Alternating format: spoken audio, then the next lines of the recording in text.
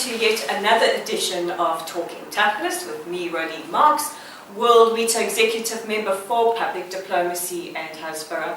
And I could not be more delighted to welcome a very, very special guest who some of you may be familiar with. You may have read his articles, you may have seen him at Wizo conferences, you might even have seen him on television. A very, very, very special welcome to my good friend and mentor, the man who's responsible for teaching me a lot of what I know, Colonel Olivier Rafowicz. Welcome, bienvenue. Merci, shalom, and thank you. I'm not going to speak French because, right. you know, I'll Okay. kill the language with my accent. Colonel Rafowicz is a reserve colonel with the IDF, having served as foreign desk spokesperson. He is also an expert in Israeli and Middle Eastern affairs and is a much desired speaker all over the world and especially in Europe. Welcome to Talking Tachlis. Thank you very much. And at this time in our history, with so much going on, we thought it was very important to talk Tachlis with Olivier and get a sense of how we deal with a lot of the issues we are dealing with today. So let's talk Tachlis. Okay.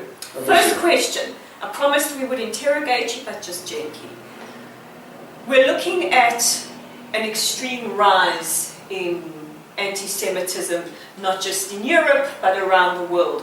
We saw this past weekend in London, Jewish students bullied, and it got to the point where it was violent. Yesterday in South Africa, we had Kill the Jews spray painted all over a university. We're at a stage in our history where many around the world, and especially as we count down to a new American president, where levels are just ridiculous. We want to know from you, give us a brief assessment in your opinion, what we're looking at and how we can begin to deal with some of the issues facing us today. First of all, I would be a little bit more balanced concerning the general situation of the Jews and Israel in the world today. Of course, like you just mentioned, there are activities against Jews and against Israel in Europe, sometimes in America, sometimes in different places, like in South Africa. But also, we can also see a very clear improvement of the situation of Israel with China, with Russia, with India, in Africa, also in some part of Europe. So we have to be a little bit cautious when we talk about the aggravation of the situation or something which going in a bad direction. I would say that to our enemies, to nice people who don't like us, but it's not very new, you know, for in this world. Israel, first of all, is a very strong country. We have never been so strong, by the way. On an economic point of view, on a demographic point of view, on a scientific point of view, on a military point of view, Israel is very strong. And what we see in the last 10 years, it is a kind of dislocation of the Arab world around us. If you remember, Rolene, for years Syria was the main enemy of Israel in the north. And Syria today is not there anymore. Syria is in a civil war, a terrible civil war, but we are not involved. We're not the enemy. We are just outside. We are, like all the world, we are just witnessing the terrible human situation, humanitarian situation in Syria. But Syria as a threat is not a threat anymore. And what many of our Chaverot may know is that Israel is providing humanitarian aid to victims of the civil war. Yeah, but even that I would be cautious to talk about it, because it is their war. It is their civil war between themselves. The Shia against the Sunni and the Druze, and the Christian, and the Russians are inside, and the Turks are inside, and the Kurds are inside. We are not there, and we don't want to be there. It will be for Israel a big mistake, a huge mistake, with very tough consequences to be part of it, even to help. Of course, we have given some help, but between you and me, between the world and us, we have to be very careful, because even when we want to help, some people will say that we are helping one side against the other side. So we are obliged to be very cautious even when we want to help.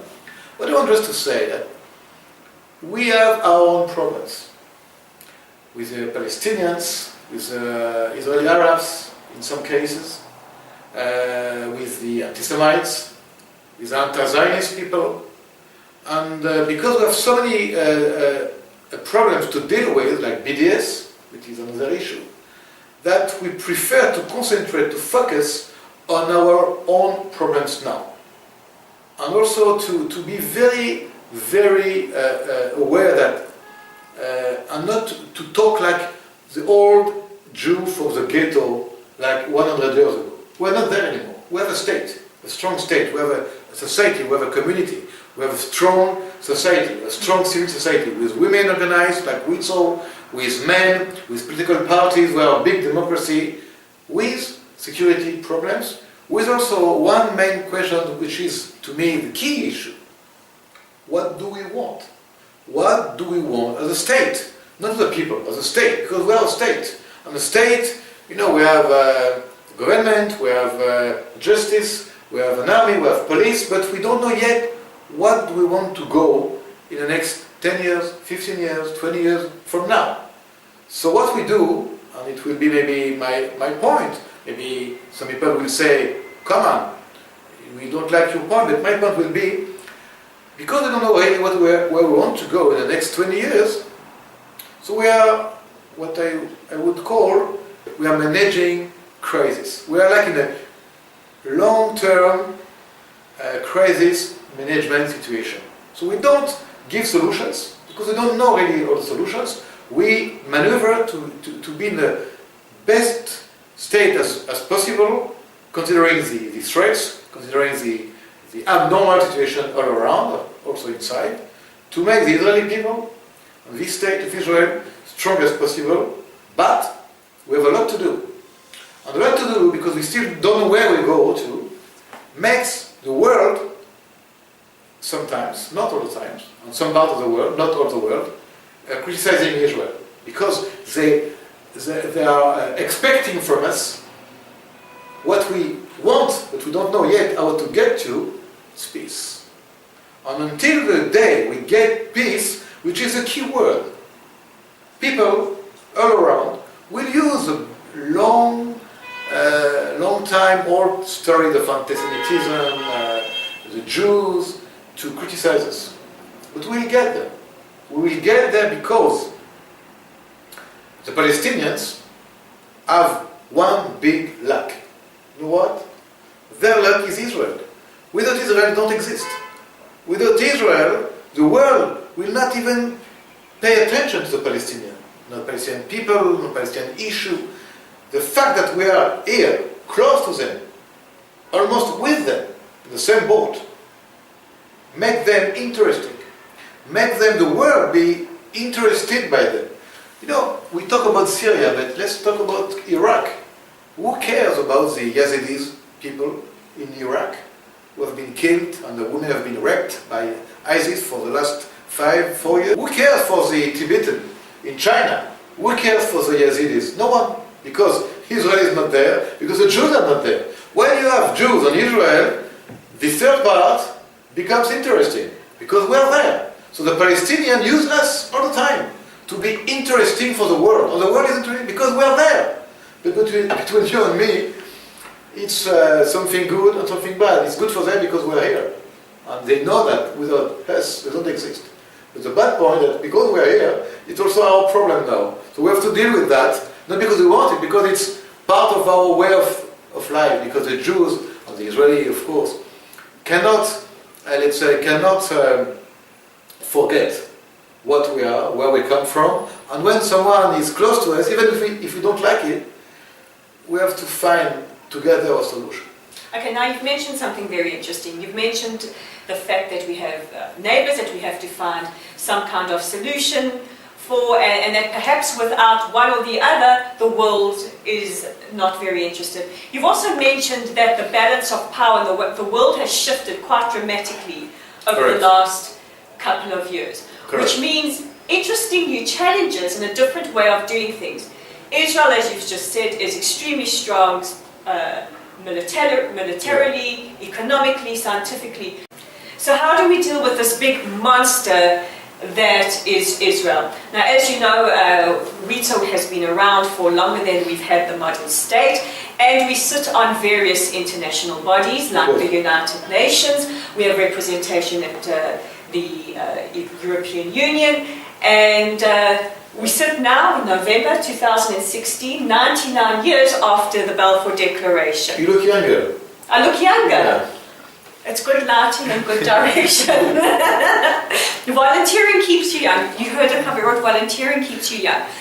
So now we see a different kind of warfare. Maybe it's political warfare.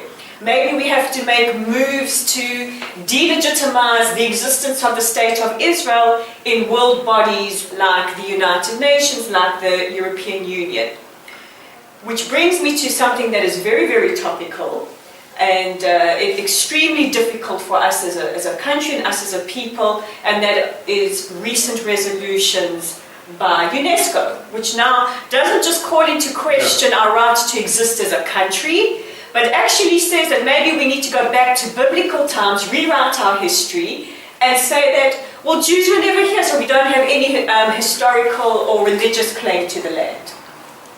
You know, it reminds me of this the joke or story where one day a senior member of the Israeli diplomatic mission was at the UN and had to give a speech to the General Assembly. And he said, before I will start my speech, I would just to mention a small story from the Bible. And he said that if you remember, ladies and gentlemen, at the time of Moses, so the sons of Israel were following Moses and get to the Red Sea. They were waiting for some miracle, and suddenly they saw a big army. They were Palestinian soldiers. So when he says so in this speech, so some guy at the UN said, but sir, excuse me, but at the time of Moses there was no Palestinian army. Exactly, it is what I wanted just to mention now before my speech. I mean that the Palestinian issue is a very new issue. We have a very old people, well, maybe it's one of the oldest people in the world. It's not a secret, but as you see, some people want to, not only to delegitimize, they want to change history, they want to manipulate history, and they lie. They lie to the world, they lie to themselves, and they lie to history. But from the other side, I would say that I'm not very, I'm upset of course, but I'm not very worried, because we are very strong. Because Israel is a state, it's a fact. It's not anymore something that you can just remove with a resolution or with the end. We are a strong country, we are a strong state, and we are very strong people. And you see, Rolene, and ladies, maybe also gentlemen, I don't know, for centuries, for even for thousands of years, different people, different kings, different pharaohs wanted just to expel, to destroy the Jewish people. It's not very new to try to kill us, to destroy us, to annihilate the Jewish people. It's not new. I mean, if they wanted to invent something, it's not new. But all the time, all these people, these kings, they just disappeared from history, and we just remain. We are impossible to be removed. It's impossible to remove Israel anymore. They tried by force they did not succeed. They tried by political means they cannot succeed. No, they try by what they say, BDS, or psychological, or media means, they cannot succeed. It's hurt. Sometimes it's giving some pain, but it's not changing the fact that we are a strong country. Here we are almost 8 million people, maybe more, I don't remember the exact figures, and no one, I am very keen to say no one in this world and never will change the fact that the state of Israel with Jerusalem the capital is here forever and for remaining. Now let's get back to what we are together here to speak Tachlis, because on a daily basis there are some threats, there are some challenges, and we have to deal with. But we have to deal with them carefully, with open mind, with, I would say, with confidence, because we are Jew. And a Jewish mind is a key to solve problems, not force. You see, we have some days after Rosh Hashanah. You just mentioned the Tishri days just before we started this meeting. I want to talk about something that I mentioned maybe a year ago. I think it was with you and with some of the ladies who just joined this workshop that we made together. Moses, again, I love Moses. We love, all of us, we love Moses. Moses was with the Jewish people, with the son of Israel, and there was no water. No water, people want to drink. And thus, Moses was like a king, like a leader, like a chief in charge of these people. We want water. What happened? You remember what happened? God talked to Moses, and God said, talk to the rock. Talk to the rock, Moses, and water will spring out from the rock. What did he? What did he do? He didn't talk to the rock. He took a stick and hit the rock. And the result was that he got water. But he got water, but he was punished. He was punished because he did not listen to the voice of God telling him not to hit with a stick, but to talk to the rock. Now, let's get back to this speech together. For me, personally, this part of the Bible is for me one of the most important parts, because this part teaches us something which is a key issue today. When you want to change the reality, and here we are here to try to change the reality, when the reality is very tough, very bad, very hurting, you have two possibilities. You can use the force. By using the force, maybe you will hurt the enemy, you will kill the enemies, or maybe you will stop something, but you will use force. But God said to Moses, don't use force. Talk. Communicate. Talk to the rock, it means communicate. Transform the rock, which is a solid element, by becoming a liquid element, a fluid element. It teaches us that by using the brain, by using psychology, by using public diplomacy, by using maybe the brain of thousands and thousands of formidable, incredible Jewish women all over the world, by using their brain, their intelligence, their cleverness, they will be able to transform tough things by making them fluid. It's like when you have a child, many women are listening to us, and of course there are women that are also mothers or grandmothers. And we know a mother with a child would refuse to go to school, or refuse to make his homeworks. So you have two ways. The tough way, you take a stick and you hit the kid like it was the case 100 years ago. Or you are very tough to him. You punish him. Don't go to your friend. Don't use PlayStation. You are tough with him. You don't talk to him. Maybe he will become a good boy, but he will remember the bad words and the toughness of the shouting. If you talk to him carefully, gently, cleverly, you want to understand why my child is not doing his homework. Maybe he wants to talk to you, to explain to you why. It will maybe take more time. But at the end of the day, the result will be double. Number one, you will become, hopefully, a good child at school. But the most important is that now you understand why he was so tough at school, why it was for him so difficult to be a good child, because you have used your brain, you have used your psychology, you have used a way to understand. It is what we are now facing. To deal with all these bad guys all over the world, UNESCO, BDS. I'm not saying that we are not going to use force, because we always can use force. And as yes, I said from the very beginning, we are a strong country, a strong state, and a strong people. But I believe that our real strength is our brain. We Wizo women, highly organized, part of civil society, very respected, we have status in our communities around the world.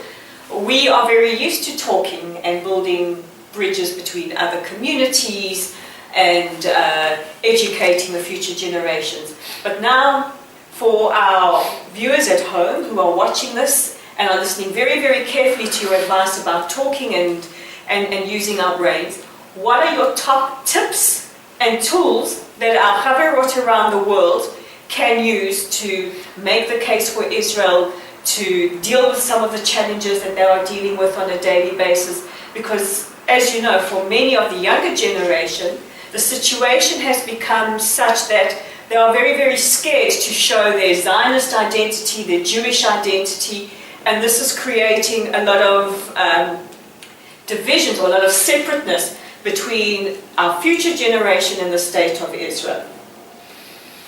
Listen, first of all, you asked me a very big question for a huge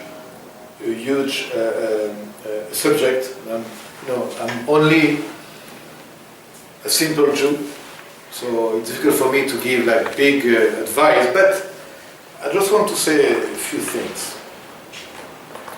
In the last 10 years, 15 years, if like 100 years ago it was the Industrial Revolution, then it was the Scientific Revolution, today we are living in this day in the Communication Revolution.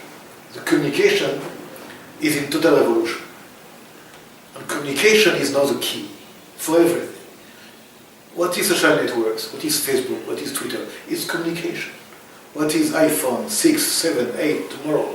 It is communication. People now dream, live, eat, cry because of communication. It's a communication world, it's a communication war, it's a communication situation. It's become, the social media has become a very, very horrible place for a lot of people to Of course, but it is where we are.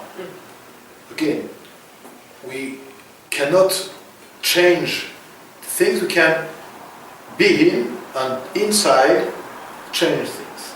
That is the situation. I would say first of all that, and I repeat, the brain was, is and will remain the main tool, the main war tool for the Jewish people to fight and to win. It has been the case before, it was the case before, and it will be the case tomorrow. Now, concerning women, particularly, as you see, I'm not a woman, but of course, I cannot, every man in this world comes from a mother. He has been educated by the mother, he remembered his grandmother, and wisdom and cleverness, and I would say even the way to see world, come in the big, vast majority from women's eyes, which are most of the time mother eyes. I close my eyes, or sometimes even without closing them, and I remember my mother's side.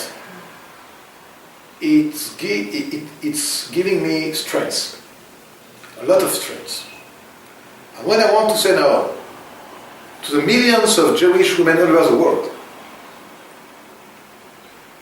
with their eyes, it's a terrible, incredible strength because they give life to Jewish people.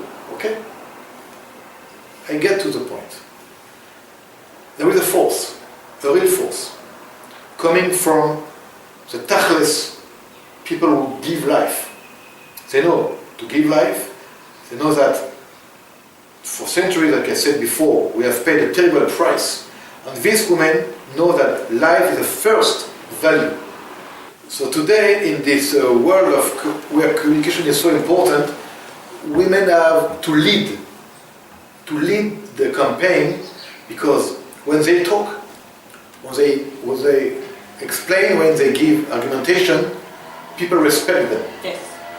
You respect today in this world much more women than men, because they give life, because they become today a major part of society all over the world. They are much more respected, and they understand that they have a role to play, not only to give birth and to make the house okay, but to make the world better, and to make the world maybe with more peace and more stability. So Jewish women all over the world have this role to play, and maybe Wizo was like avant-garde of this role before. Wizo was 100 years ago or something, but today Wizo has not at all lost his its importance. On the contrary, I believe that today Wizo can even, I would say, reinvent its role by coordinating all women organizations all over the world together, because it's a one fight for one people, even if they are from Colombia, Argentina, America, France. These women are meeting the same troubles, the same challenges, like we are meeting here. And again, I repeat, a Jewish woman brain, a Jewish woman mind, together, organized, coordinated, together, has a real chance to succeed. Now listen. Look at the other side. Look at the enemy. They are using their women. The Palestinians are using women to fight us, or children. And the many left or I would say anti-Semite, anti-Israeli ONGs, many women also are playing a key role. And it's difficult to fight with a woman. So, for us, for me, it's also maybe impossible, so let's use my people, my women, to become on the front line. And the front line is not on the field, because now the field is networks, is internet, is TV, is radio. That's the field where we lose many times. But we can change the situation by like God asked Moses not to eat the enemy, but to talk to them. And to talk is much more complicated.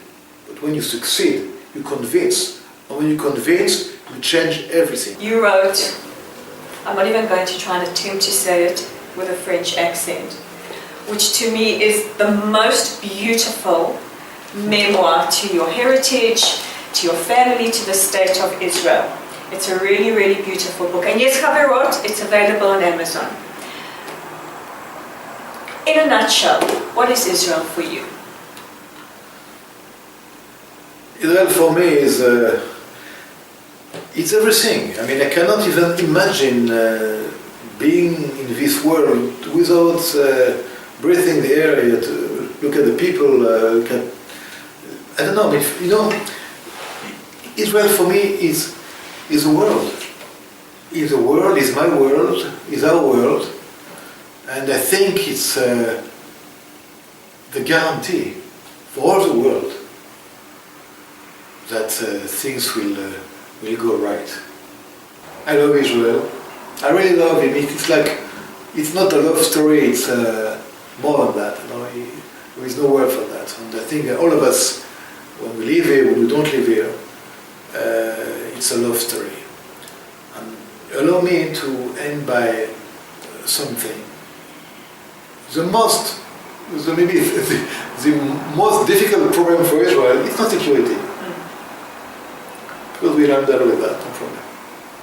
We want to be loved. It is our problem. We want to be loved. We are like a woman walking. She's beautiful. She's amazing. She's incredible. But she would like that everybody would say that you are beautiful, that you are incredible. And we do amazing things here. We make incredible things. We would like everybody to say, you are so, and it's not the case. So we have maybe to be a little bit less expecting, but continuing to be what we are. Amazing. Olivier Rafowicz, true son of France, true son of Israel, one of our greatest spokespeople, and you will be able to hopefully catch more of Olivier very, very soon. Thank you for talking Tachlis. Thank you. With World Wizo. Thank you very much. From our head offices in the heart of Tel Aviv, Toda Rabba Olivier, and Shalom Chaverot.